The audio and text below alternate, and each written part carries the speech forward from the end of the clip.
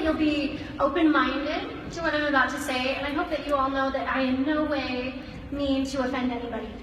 You're all nervous, I'm sure. Me too, you'd be up here saying this. And I'm gonna look at my notes because I wanna make sure that I say this very carefully and tactfully. I see a room full of beautiful, stylish, creative women, and it is such a pleasure to be in your company. I applaud the people that take fashion risks, that get creative, that cultivate their own individual style. That's fantastic. You may have heard Patrick get up here today and say, we can make anything we want, but it doesn't always mean we should. And that's true when we are acting in the role of a LuLaRoe consultant and representing the brand. We can be creative, but there are definitely some boundaries that we need to remember. You may have read in the newsletter some time ago where I wrote about respecting the integrity of the clothing and the integrity of the brand. Maybe you got it, maybe you didn't, maybe you were like, what the crap does she mean? I don't know. What I mean by that really boils down to this. LuLaRoe holds people in general, we love people, but we especially hold women to a very high standard. We look at them and we see something incredible. We respect them, we esteem them, and we have this idea in our minds that women should dress in a way that demands respect from other people. Amen.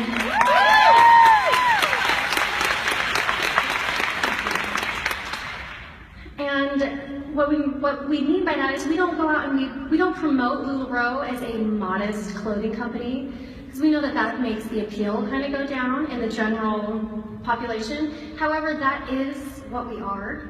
And in your personal lives, in your personal style, we're not saying that you have to dress like Amish people or things like that, but when we're acting as a LuLaRoe consultant, respect the integrity of that brand. Respect the fact that we are trying to portray a woman who is classy, dignified, intelligent, powerful. Yes.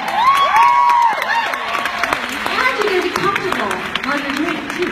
And comfortable, because, and this is where the creativity comes to mind. So that's respecting the integrity of the brand, but I also want you to respect the integrity of the clothing. Patrick has a lot of experience designing clothing. He didn't just get up one day and say, I'm going to make a dress. He went to school, guys. He practiced. He learned. He messed up a lot. He knows what he's doing. When he is designing a dress, he is designing a dress. When he is designing a shirt, he is designing a shirt.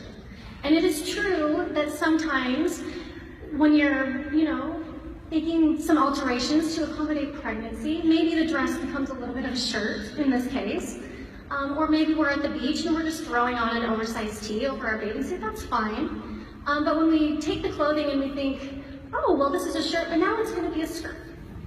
That's not what Patrick made. And again, you can do that on your own time, but when you are presenting the clothing for sale, present it the way it was supposed to be. When you were representing LuLaRoe, wear the clothes the way they were supposed to be worn. And I know that maybe I'm not going to be so popular right now, but thank you very much. I love you, Jill. Like, Jill can say it the right way. We have Jill say it. When we were told we had to talk about this, they all looked at me and went, and you get to do it. So, be nice to me, please. And I don't want you to look around the room and look for like, oh my gosh, they're doing what they just said not to do. Because again, in your personal style, be yourselves, that's fine. But when you were representing the brand, when you were trying to display the clothing, respect the integrity of the brand, respect the integrity of the clothes. That's what we're asking you to do.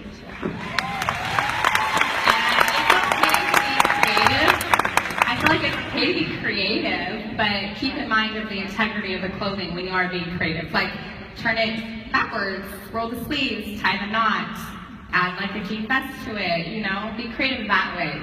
LuLaRoe is never going to make a mini dress. We're never going to make a halter top. So if you want to make them into those things, that's fine. But again, when you're representing the brand, don't wear it that way, please. And Amelia made a point about being comfortable. LuLaRoe's tagline is simply comfortable. And when you have altered the clothes, you may not even realize it, but when I watch you, you're tugging me.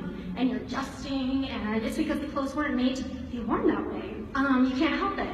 And that's not comfortable. It doesn't tell the masses, oh, that's a really comfortable dress they're wearing, because now they're wearing it like a shirt, and it's falling off. So we want you to be comfortable, and we don't just want you to be comfortable because you have a lot of things to do. We want you to be comfortable because when you're comfortable and you're not thinking so much about your attire, you can focus your attention inward. What's happening on the inside? When I was a teenager, I was horribly self-conscious and lacked self-esteem. My family had just moved across country, and I was in for some serious culture shock, and it was a rough time. And I found myself daydreaming that I had so much money so I could go out and buy these trendy wardrobes that the popular kids had. And it wasn't for years that I realized I didn't even care about their clothes. What I wanted was acceptance, and I wanted their confidence. Because for whatever reason, those specific teenagers seemed to carry themselves in a way that suggested they liked themselves. They were comfortable in their own skin. And I wanted that, and I needed that. Because to this day, every time, gosh, I thought I wasn't talking about my kids were already here today. I thought I was safe, but when I think about the missed opportunities and the poor choices I made because I lacked self-esteem, I still am sad about it, obviously. So when we make these clothes, I was at a training in Key West, and a consultant said, we're not really selling clothes, we're selling confidence. So Amen. Thank you. I know a lot of you have that story that maybe you felt just gross about yourself and you went to a pop-up and they convinced you to try something on. They made you do it and you put it on and you thought, I feel beautiful for the first time in a long time, maybe ever. And that was a powerful feeling.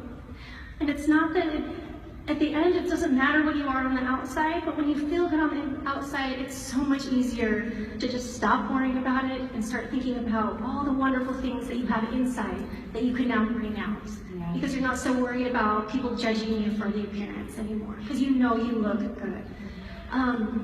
Confidence is an important thing, it's a powerful thing. Again, I have this huge room full of people who have chosen to be an active participant in their life.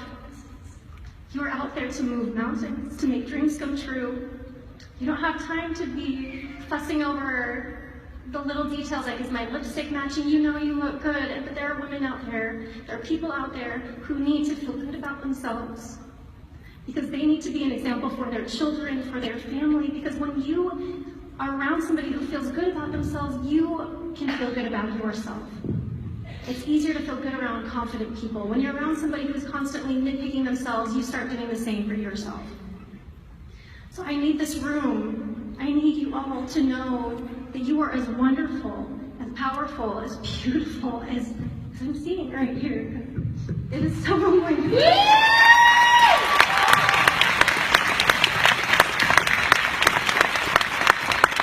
Thank you.